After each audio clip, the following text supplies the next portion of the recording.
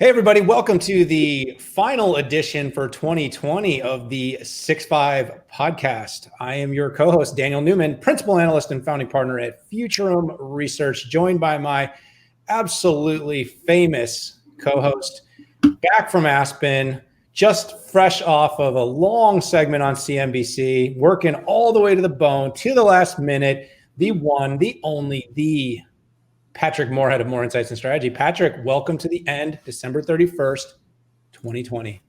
Daniel, oh my gosh, how did that get on there? No, it is good. I did do CNBC, little intel, third point action, but it was good.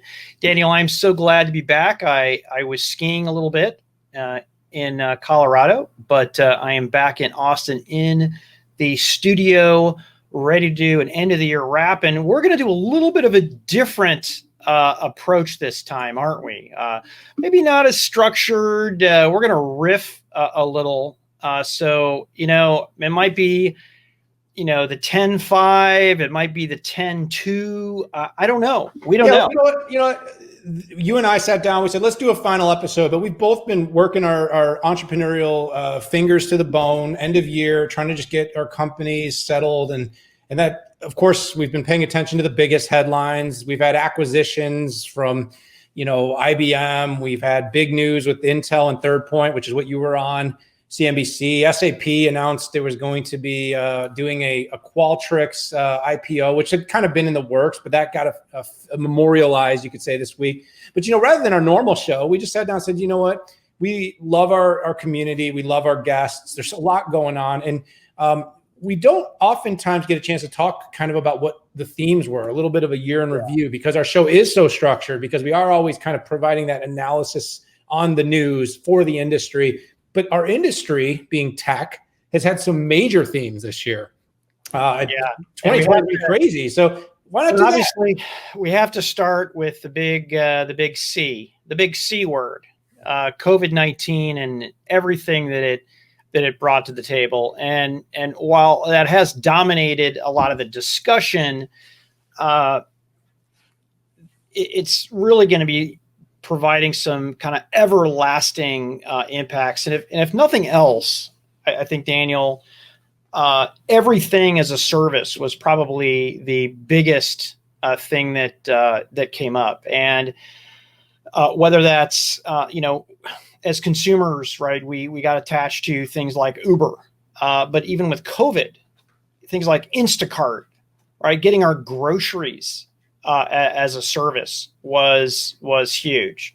So pretty much everything you could get as a service, and companies leaned on IT for as a service as well, which I think really dominated the headlines. I mean, and let's take a step back, right? So in January, it was like life was normal and our industry was normal. You and I, as compadres and co-hosts and working together in this space, we're comparing schedules. I had 48 booked weeks of travel before the year even started. It was going to be perhaps our busiest year. So the industry was already on a trajectory.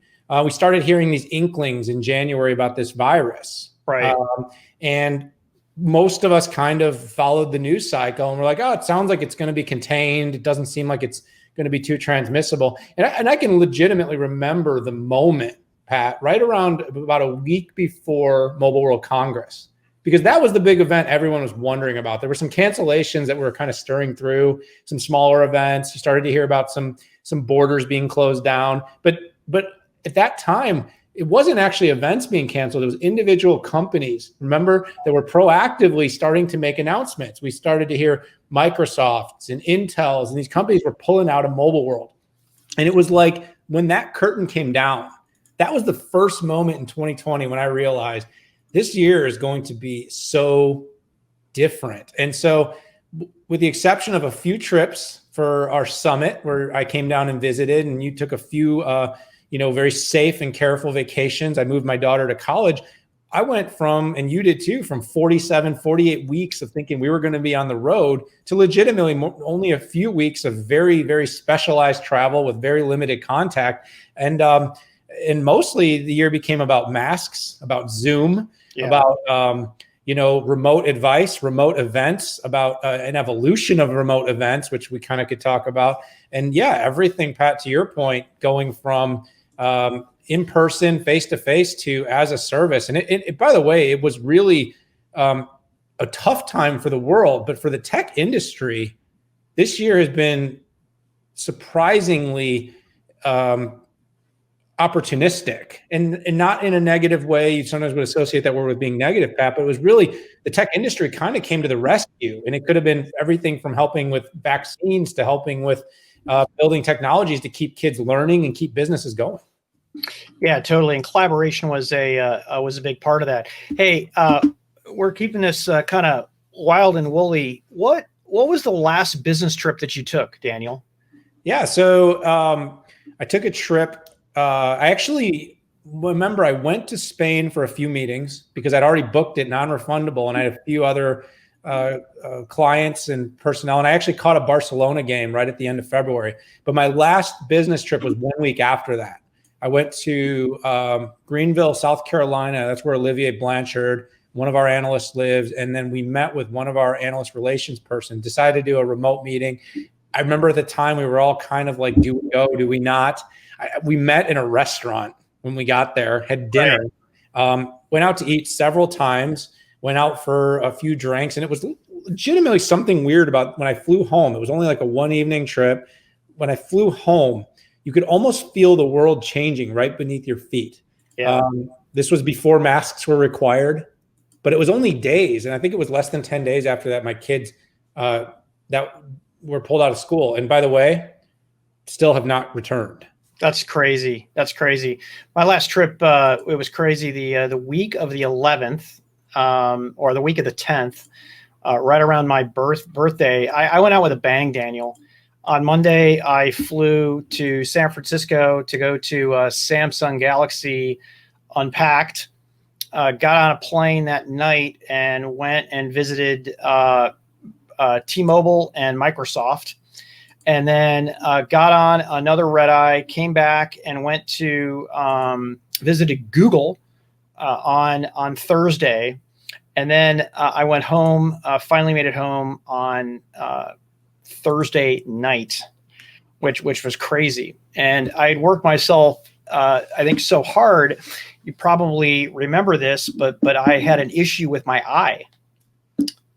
So it was almost like COVID and my eye issue, where I had double vision. It was like, Pat, slow down, dude. You're going crazy. But that's just a long way to get to collaboration, right? Which has gotten better.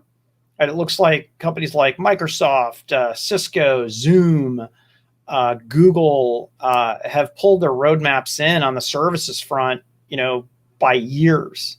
It's been pretty crazy. It was. And by the way, I remember the eye for like weeks. I had a patch. I had to wear a patch for about 2 weeks. I looked like a freaking pirate. Yeah, well, it's kind of a good look for you. I'm not going to lie. Maybe bringing it back as sort of a classic look, like when we did the mustache show not that long ago. Remember that? Yeah, so that was pretty fun. We had a December. We didn't do Movember. We did a December mustache show. But I think I was at that Unpacked with you, and you jettisoned off from there. And yeah, I mean, there was a few more weeks for me. I braved it. I just. Again, the information wasn't really there, but yeah, you hit you hit so many things on the head. But I think what really came out of that, Pat, was, we did see a super acceleration. We saw in this year, Microsoft Teams went from 11 million or so daily users to 115 million. Yeah. Zoom's market valuation, shot up there where it was more valuable than the world's largest automotive companies, in just a matter of weeks and months. And Zoom went through a certain phase of becoming all the rage and then becoming everybody's problem when you had the Zoom bombings. Yes. And you remember having the China security issues. And that company really did come a long way, Pat, throughout the year. But WebEx, Microsoft, Zoom, 8x8, Google, like you said, they all really pushed their software businesses forward. And I think we're big winners because of it. And Amazon and AWS is another one that did that. And quietly is providing a lot of the back-end software for contact centers and communication. But the theme too of collaboration too, Pat, was digitalization. So it was collaboration and digitalization. Was every business that could go digital had to.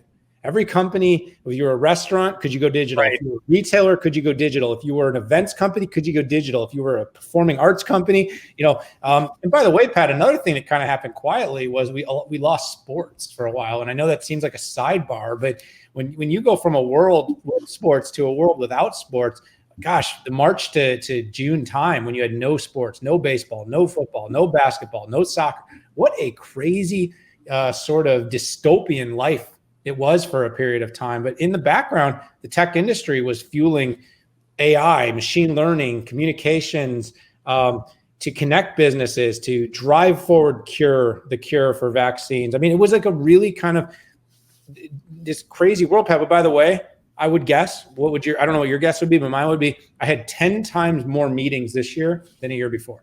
Yeah, it was crazy. My advisory went off the charts, and I used this calendaring tool, and I had 3 times more advisory sessions during COVID than I did with non-COVID. Now I don't track, I didn't track my face-to-face ones with that same tool, but yeah, it was off the charts. And Daniel, it even got us to experiment a little bit as well. I remember talking to you on a Florida beach about this crazy idea of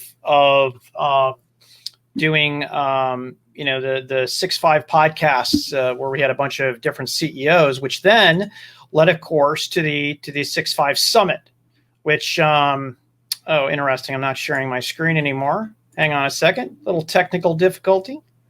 Yeah, well, while you're doing that, I mean, if you recall, Pat, what really happened was we started off doing a blitz because we thought our technology partners were doing so many interesting things. We wanted to use our platform to start telling the market about all the cool things. And I think we did 10 podcasts in one day. We did. We did a podcast blitz. CEOs, CXOs, and it was awesome. And then after we got done with that, we're like, you know what? That wasn't big enough. We need to be bigger and flashing it up here, buddy. Yeah. So yeah, pretty happy. I mean, we did, I think we had 34 different speakers, headliners, Michael Dell, Lisa Su, and Doug Merritt. So I was pretty happy with that. And we definitely have to up our game this year. But again, aside from, doing a quick advertisement there, my main point was that we had to flex as well. We had to flex what we did and how we did it, and also to serve our customers. One of our first guests that we had in the Blitz. Let me actually step back.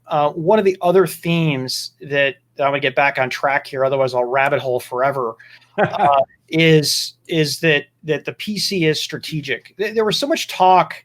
The PC is dead. In fact, MIT ran something, I think it was in 2011, said the PC is dead. I like to go and troll that. I actually use their graphics when I'm doing big roll-ups of how the PC industry is doing. And that's not to say that the PC industry couldn't be healthier, because the margins are pretty low on hardware. But with PCs going up upwards of 20% this year, I think what it did is it proved that the PC is essential. And I've hijacked that from what HP Inc. Talks about, but clearly the PC with that growth is essential. One of the interesting things that happened is it also gave enterprises the ability to test out more Chromebooks as well. And that was kind of a fascinating thing, in that they couldn't get enough PCs, so they would pretty much buy anything that they could. And some of those buy anything that you could were Chromebooks. Some of them were used PCs with a Chrome browser to essentially run. All they would do is run something in a Chrome browser. Yeah, it was a fascinating year. The data from Canalys and such came in. Overwhelmingly, the PC's demise has been overstated. This year provided an absolute, it wasn't just a springboard, it was an exponential, launching pad for the PC to get back to growth. Alex Cho, from the president of HP, on our show, and he came on both in our show and in the summit and talked about this very theme. But think about your year. Think about any part of business, whether it was education, whether it was running a company, an organization, keeping connected to family. You know, the mobile device gets a lot of credit, but when it went beyond some very, very, simple tasks, how much more value did we get from having larger format devices? And it's not tablets, it's not phablets. I mean, those things are cool, foldables. We've talked about them, and iPads, but it's been powered by our PCs and at home. I mean, look, I've got desktops, I've got appliance devices. You know, go back to collaboration, that WebEx device that we have, the Pro. We found a new love for our appliances and our devices that are more powerful and more connected. So, and by the way, the numbers were there. I mean, and this probably can lead us right into one of our other themes though, Pat, but like the PC grew, the demand grew. You couldn't get one. You literally couldn't get one. And if you wanted one, like you said, you were settling. You were taking whatever you could. That's right. Consumer, going to Best Buy and buying a consumer solution to fulfill your enterprise needs. Yeah, I mean, you had CIOs marching into Costco's trying to get whatever PCs were sold in bulk, because that was how much demand it was required to get people working from home and get people connected. And this also put a huge growth strain and created, and Pat, I think it'd be fun kind of to talk about chips and SaaS to kind of end our show, to kind of end our wrap up before we kind of go back to the end of thinking. But let's talk about chips for a minute. So the chip industry.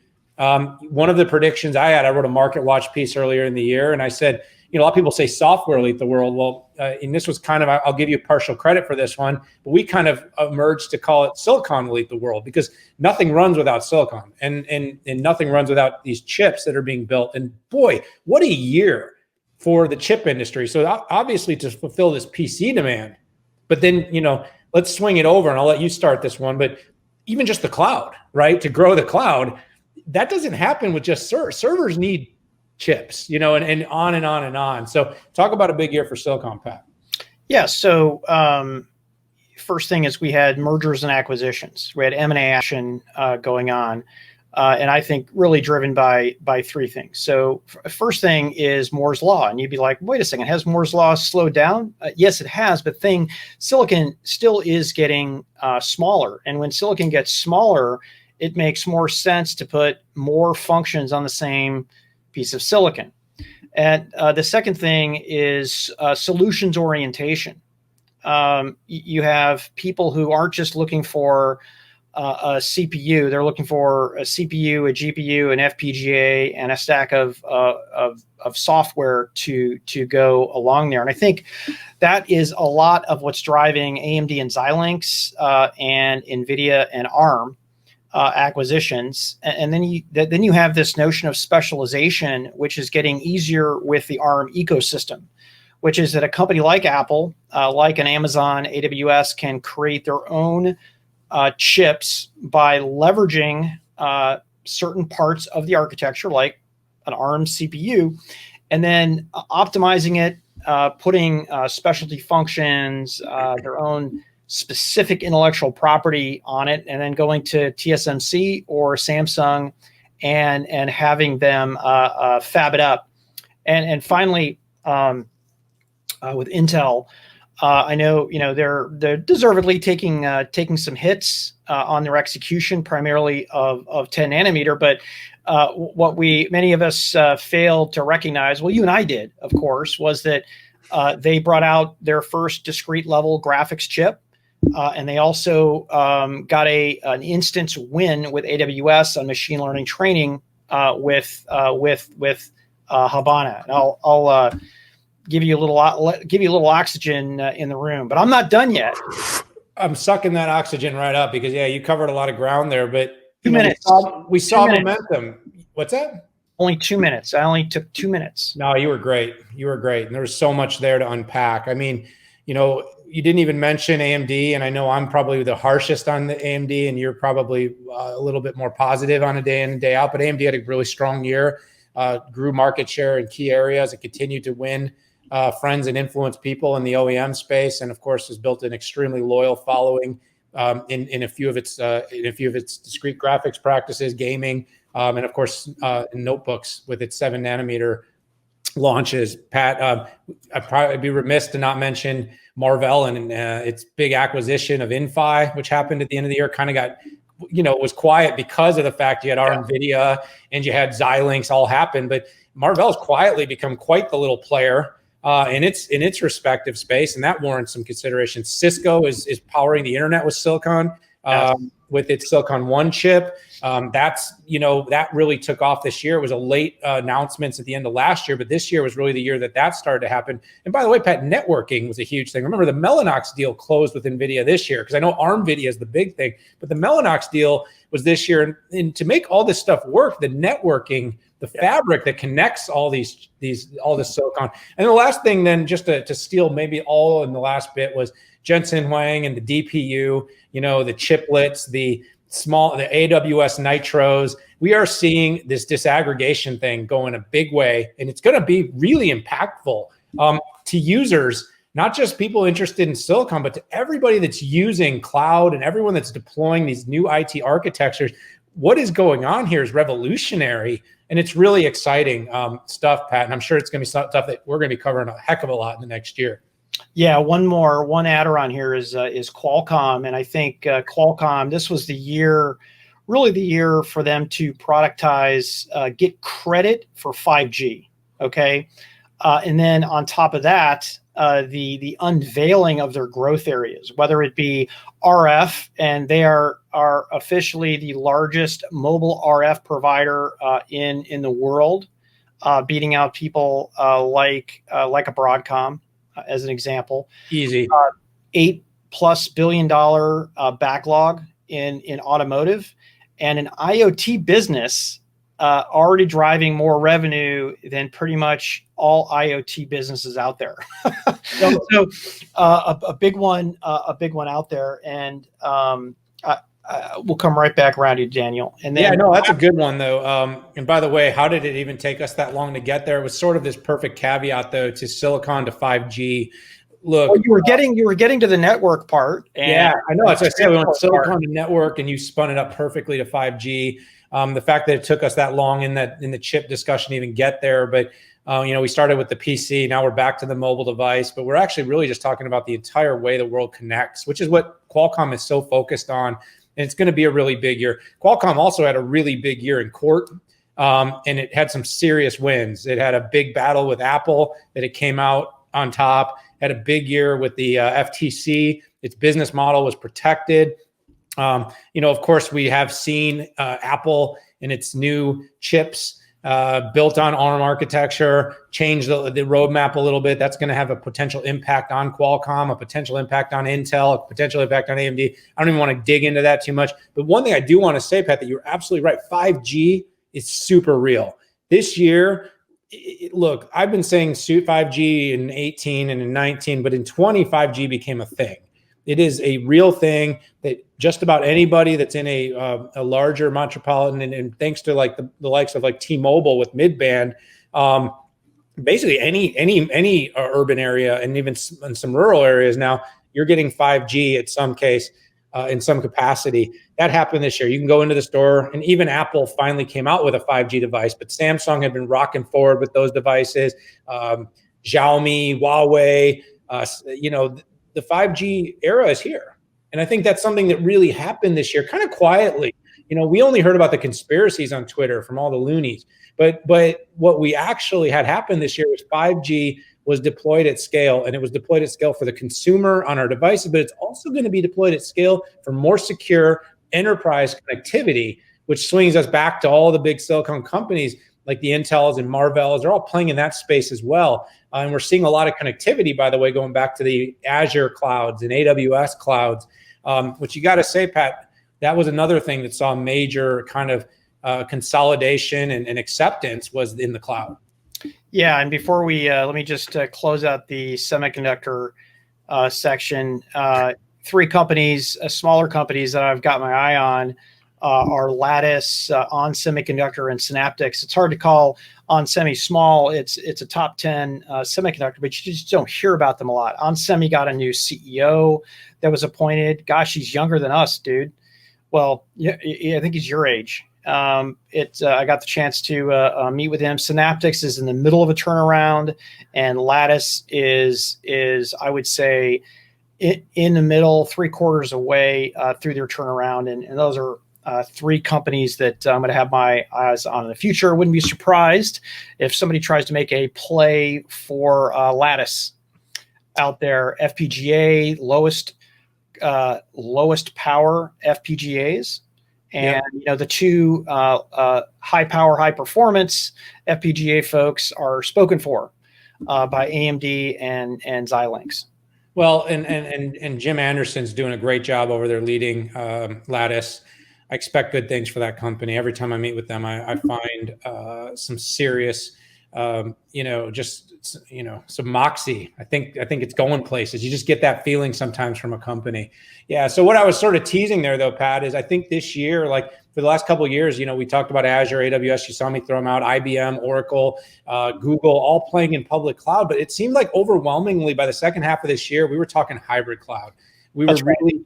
The OEMs are all launching, Dell Tech and VMware. You've got Cisco going down that road, big moves with HPE and GreenLake. But you also have IBM, Red Hat acquisition finally starting to really materialize and make sense. Oracle's cloud at customer and a number of things that Oracle's doing. By the way, Oracle had some big wins, winning pieces of business from the likes of Zoom and 8x8, Donald's and others. Google keeps chugging along, doing some really interesting work. So, I kind of hit them all, and I'm going to leave the two biggies for you. But I mean, this was a really big year for people starting to kind of say, not all the work's going to the public cloud, but it's not all going to be on-prem either. We heard the container revolution, Kubernetes, all these things are happening because what companies are really realizing is it takes a village. And that village is on-prem, that village is private cloud, that village is public cloud. And of course, the big cloud players are making big moves here too. Yeah, this year, it's funny, when Andy Jassy stepped on stage last year is kind of when I thought that hybrid was real. But I liked your comment on people really filling in the gaps on that. And AWS Outposts, I mean, it's everywhere. You can get it 1U, 2U, rack. You can get wavelength if you want it in a carrier. You can not even have an outposts, and AWS will have a little mini data center in, let's say, Los Angeles vicinity where you can get this. And hats off to I guess Microsoft, who really started this with Azure Stack. And then I thought Google really made it kind of real with Anthos, right? In saying this is our strategy. So I think it's game on, right? You have the classic on-prem folks moving toward the cloud, and you have the cloud folks moving toward the middle, all aiming for that hybrid area. I mean, now pretty much everybody has a way to manage containers on anybody's infrastructure as well. And I'm trying to think through, how do people differentiate themselves when it all kind of looks the same? And I thought we saw some really interesting stuff from Oracle and IBM and HPE on going vertical. These are areas where I think those companies can do really well. First off, and I'll cite Andy Jassy again, over 90% of the money is still on-prem, right? And what that means is the data's on-prem, and HPE, for instance, going deep with high-performance computing. A good example there. IBM's financial cloud, where they're going vertical.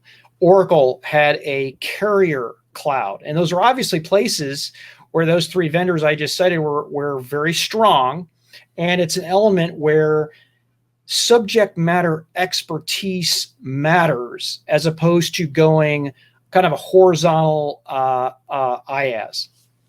Yeah, I love that you point that out too. I think the verticalization of almost every partition of tech, whether that's AI ML for sales and marketing versus conversation recommenders versus our friend at C3 AI built an entire platform, went public by the way, tripled in valuation along the idea of being able to deploy rapidly right on top of CRM, a vertical stack for AI. But I'm saying we're seeing that kind of hit across every single wave, and the cloud providers are really figuring out, like, hey, if we can, like IBM with the fintechs, we did the Bank of America deal, or you had the Splunk and HPE partnership for Wells Fargo get announced. Like, just these different types of deals that were very verticalized and saying, if we can do it for this giant bank, we can do it for that giant bank, or if we can do it for this big retailer, we can do it for that big retailer.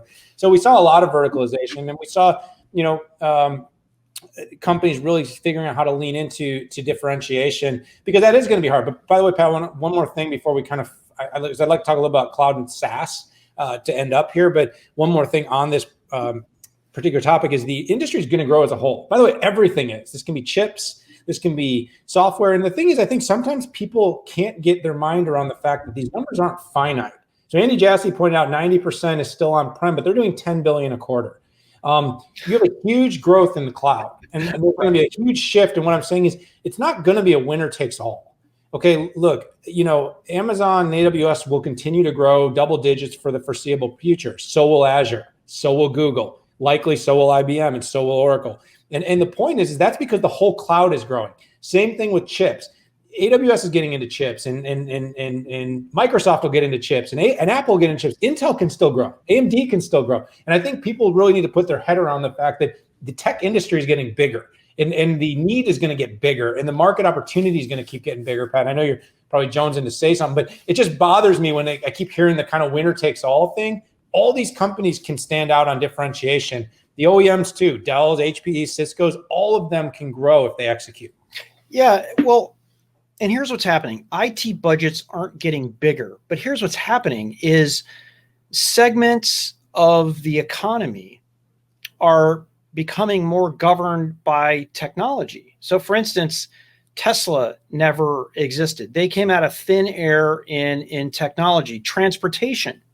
AWS is replacing FedEx and UPS and even short haul vendors by vertically integrating. So what you have is, in agreeing with your macro point, is that everybody can grow and everything is growing because tech is starting to take over certain elements of other industries. I mean, look at groceries, right? And how Amazon has gotten into that. Look at Instacart and how it's gotten into that. Look at the before COVID hit, the amount of budget that let's say an Uber provided and the services that they provided to it. So economies aren't necessarily getting bigger, but tech is a larger portion of that. And you can look at just the S&P 500 and the Dow Industrials, and as a percentage of tech as GDP and the valuation in the stock market. Yeah. So let's make our last topic, because in the theme of our 6-5, we always go at least 6 longer, maybe 5 longer, sometimes longer. But chips and SaaS, two things we're super passionate about here. And it wasn't a quiet year. We did talk about SaaS through the lens of collaboration, but let's talk about it through the lens of CRM and ERP and some big moves. And I'll start off with one. I mean, Salesforce kind of shocked the world to end the year. So right at the end of this year, Slackforce was united, massive 27 billion. Yeah, that's right. Acquisition of the company, and Salesforce putting its name in ink, saying we want to play in collab, we're going to play in productivity, and starting to look a lot more like it wants to have a product offering to line up right there with the Microsofts, the Googles of the world. So we've seen SaaS explode, Pat. And one other thing I want to point out is in the cloud is kind of that headless piece is the CDP has gone massive. So the customer data platform. So analytics is really driving the whole SaaS experience. That can be for your ERPs. That can be for your customer experience management. That can be for your HCM, your human capital management tools. And of course, we're starting to see this migration and integration of extra data and intra data, so that you can basically run a SaaS stack that can look at data across your unstructured across the web, and it can connect to all the structured data in your backend systems, and it can do instant analytics. And the analytics field, by the way, is getting massive. So cloud, SaaS, analytics, and this spins back, Pat. And I know it's kind of like the rabbit hole you go down, but now what's happening is just like the cloud went hybrid, we're starting to see SaaS go hybrid. So you're starting to see, well, you want Salesforce to run really well in your organization? It's going to go hybrid.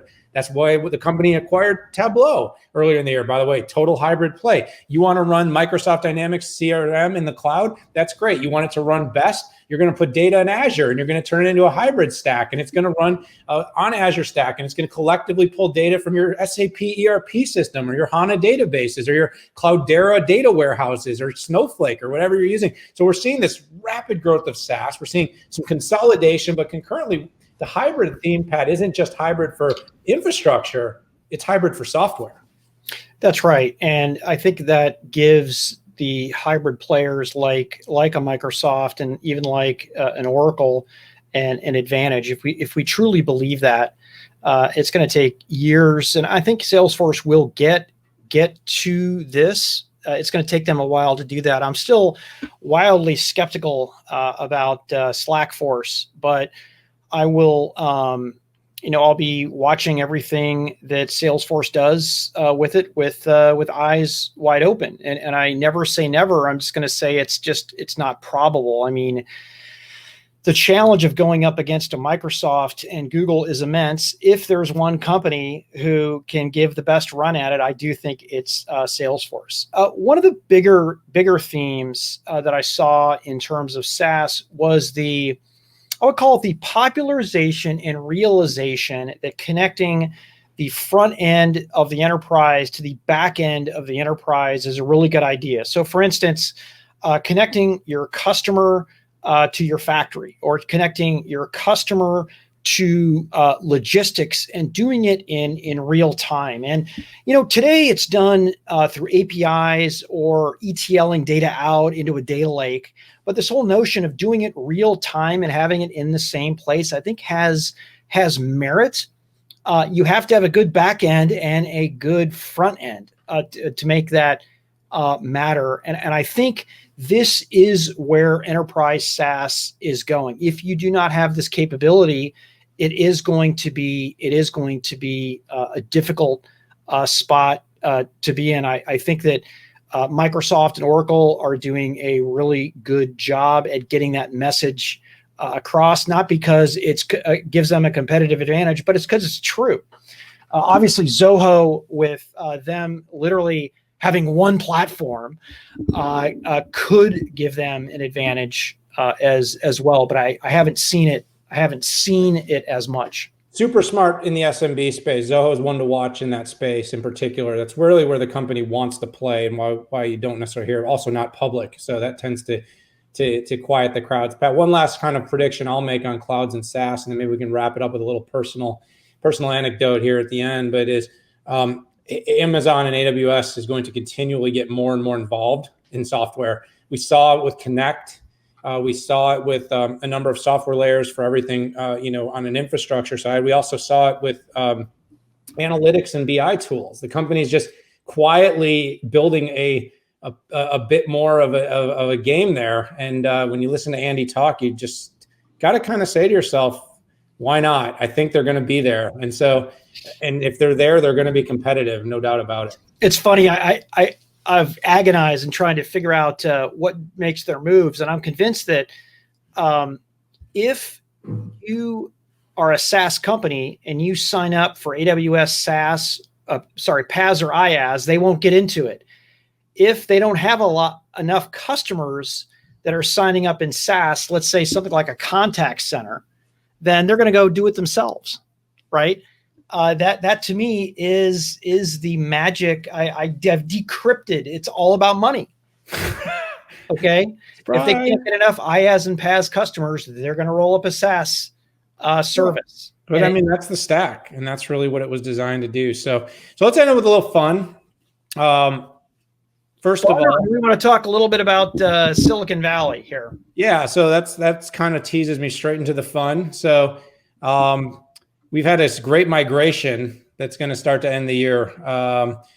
if it really started off with sort of a borderline tech company, because some people consider them an automotive company, some people consider them a tech company, which, by the way, this migration has quietly been happening, but only in this year have we really started paying attention. But the Silicon Valley is going to soon become the Silicon Hills or Silicon Prairie.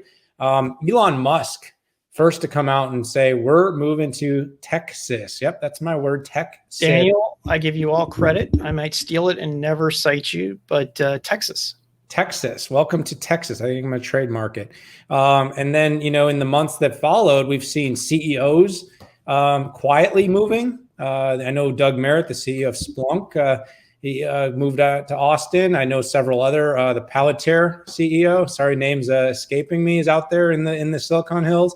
And then we seeing big companies. Larry Ellison came out in just the weeks past. Oracle moving out that way. And HPE not moving to Austin, but moving its back to compact roots in Texas.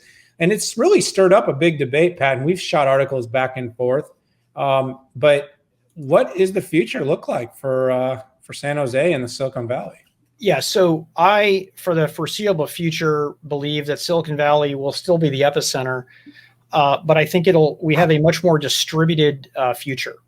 Okay, and I can't give you exact percentages of that, but when you have enough people moving around, disaggregating into whether it's New York to Miami or Silicon Valley to Texas, you're going to have some, it's going to leave a mark. I mean, enough companies have left, and there's enough infrastructure being built in Austin and Miami to be able to take it. And whether it's taxes, cost of living challenges, social issues, defunding this, defunding that, that let's say maybe going on in New York and Silicon Valley, I think this is for real. But I don't think that Silicon Valley is over.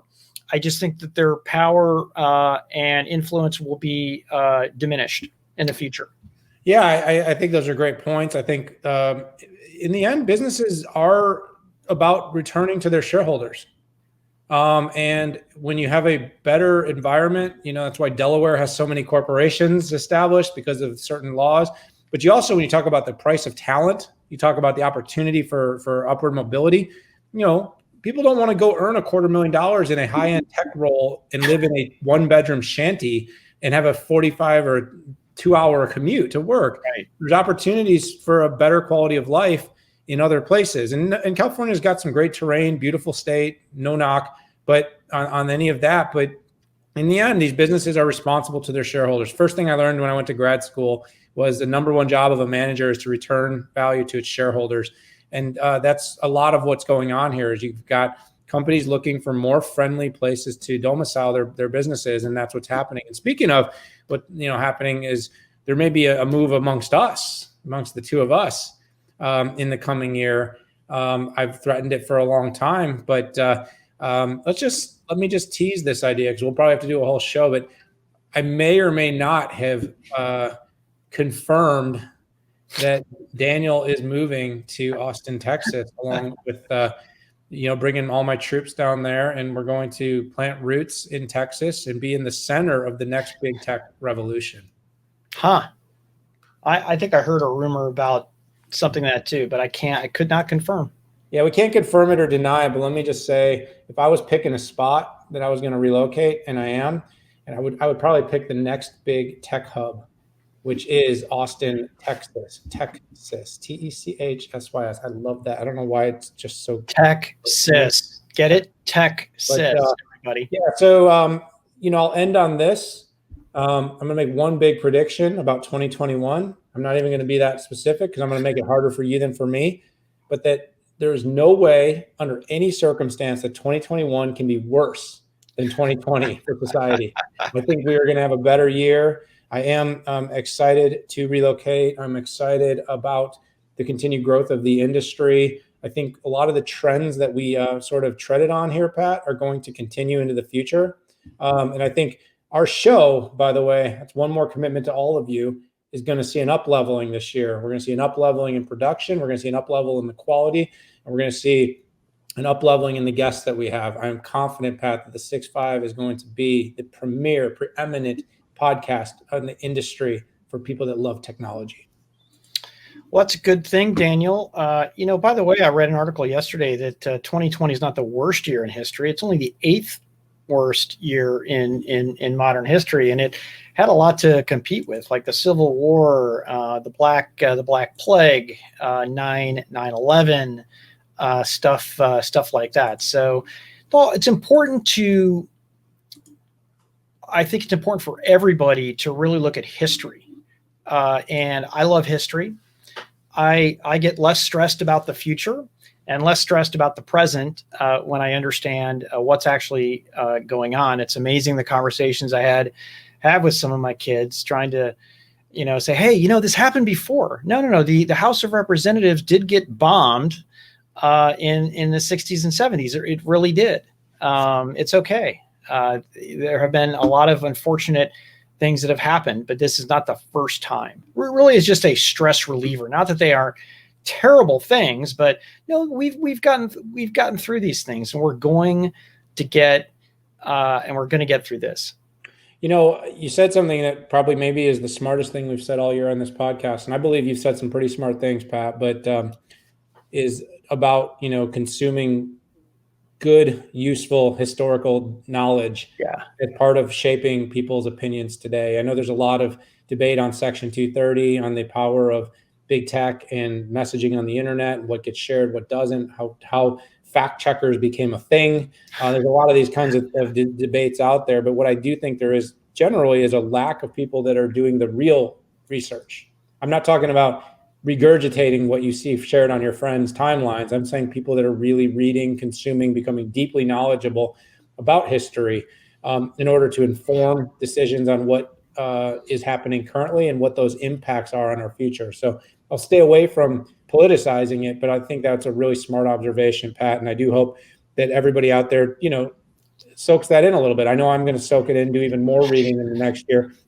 But I will say, if you're not going to read, you're not going to consume, and you just want to know the most important stories in tech, you want to be able to not just hear the news, but know what it means. We hope we'll have you back, because really we do love our community here. We love all of our industry partners.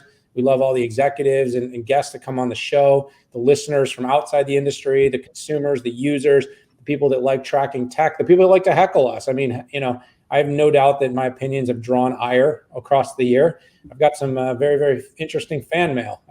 By the way, if you email me, I consider you a fan. So just remember that. Even if you're emailing me to disagree, I consider you a fan. Maybe a crazy fan, but you're a fan. But we really do appreciate all of you out there that have made the 6-5 podcast one of the most popular tech podcasts in the world. You will not be forgotten as we continue to grow and as we continue to share our knowledge with the world.